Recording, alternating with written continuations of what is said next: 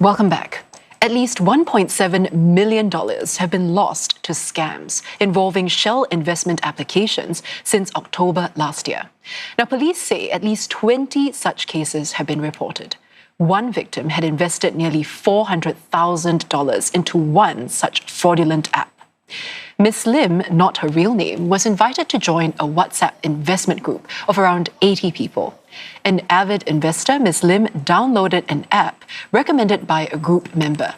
She started with a $3,000 investment and over 2 months had over 60 transactions into the app, totaling around $400,000.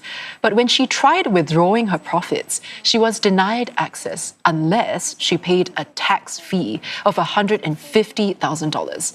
That was when she realized she had been cheated. 真的是没想过我会成为一个 victim， 一个 scam 的 victim。because 我觉得，可能是因为在新加坡，我是觉得它是这么安全、这么有高度的那个法治的一个国家那些 scammer 怎么可能会进入到这样的一个法律严格的国家来呢？ This is my question. The police would like to remind the public to be careful when investing, especially when being told to download apps to create trading accounts. Even if an investment app is available on the online app store, it might not be safe or legitimate, as scammers might misuse such apps to promote fraudulent investment products such as fake cryptocurrency, forex, and stocks. Now let's take a look at how the scam was carried out. A victim chances upon a social media advertisement for so-called investment products that promise lucrative returns. They click on it. Scammers then contact the victims through WhatsApp and invite them into group chats with grand names like 168 Wealth Pursuit. Now, in the groups, victims will meet others who claim to be successful investors, but they're actually alleged scammers posing as investors, vouching for the authenticity of the so-called investments and returns. Scammers will then build rapport with the victims, convincing them to invest in the fake products. Victims will be invited to create a trading account by downloading these applications shown here, which promote fraudulent investment products like fake cryptocurrency, forex, and stock trading products. The trades shown in these applications are fake, and the profits are not real. Victims will then be asked to transfer money to specified bank accounts or via a QR code to UTrip to start the investment. In some cases, victims were asked to meet up with strangers to hand over cash or gold. Scammers then provide this document as proof of the investment deposit. The document claims to be linked to an investment entity, but in reality, it is not licensed by the Monetary Authority of Singapore. Victims only realize they've been scammed when they are unable to withdraw any money from the investment application. And for more on this, our reporter Sabrina Ng joins us right now in the studio. So Sabrina, the big question, why are Singaporeans falling prey to these investment scams, even though we know of their existence? Well, there are many reasons, but one of the things that experts are saying is that with the rise of technological advances, these fraudulent apps are actually getting more and more legitimate, and they even have false dashboards that show your profits and transactions, and all these, of course, are fake.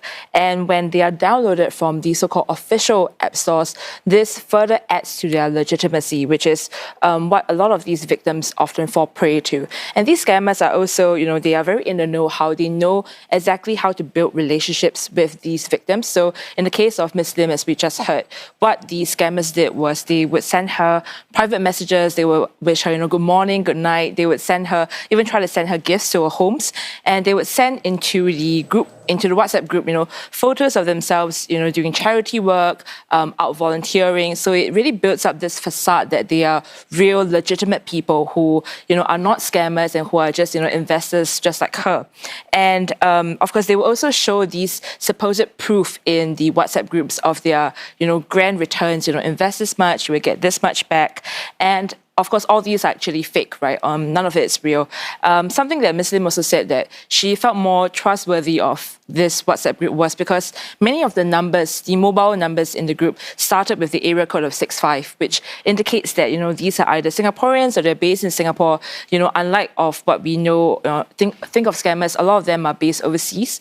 And that is the unfortunate reality for many of these victims. They often have a hard time getting their money back from these scams because many of these syndicates are based overseas, and so it makes it a lot harder for the police to investigate and to trace back, who are really the culprits at hand. Yeah, it's quite concerning because we know that Ms. Lim is an avid investor herself. So why is it that even as someone who's quite experienced when it comes to investing, she did not see all the warning signs? Yeah, like you mentioned, she, has been investing for quite a number of years, different forms of investment. And she did tell the members of the press, she had done her due diligence to check, but unfortunately in this case, the scammers were just one step ahead of her. So, some of them in the group actually told the members in the group that, we're linked to a overseas investment company, and that's a legitimate investment company. So all these kind of boasters, they are fake facade that, okay, we are doing, a legitimate business here. And initially when she deposited money into the fake account,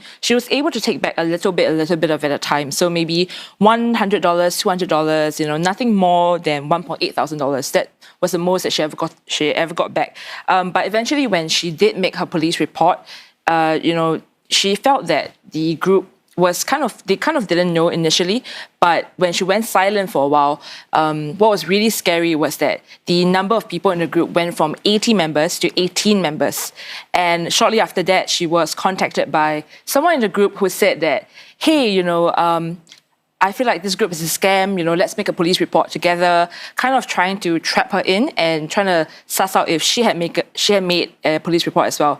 And that person is most likely a scammer in the group as well. So it just shows that they have a well-established network where they kind of proactively try to cover their tracks as well. Yeah, so the awareness of this is really important here. When you spoke to Ms. Lim, did she have any advice for investors who are keen to explore these investment options but are also quite exposed then to these scammers? Yeah, most definitely. We, spoke to her. It was a group of media and herself, and many of us expressed to her our gratitude at her bravery for sharing her story so openly.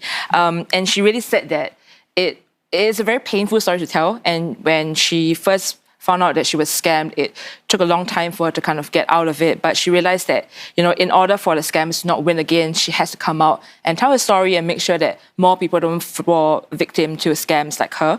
And of course, she is urging people to be careful with their investments, to always check that it's from a legitimate source. And, most importantly, to recognize that if an investment sounds too good to be true, it probably is too good to be true. Sabrina, thank you so much for tracking the story and for sharing Ms. Lim's experience with us. I've been chatting with Sabrina Ng, who has been tracking a story about investment scams.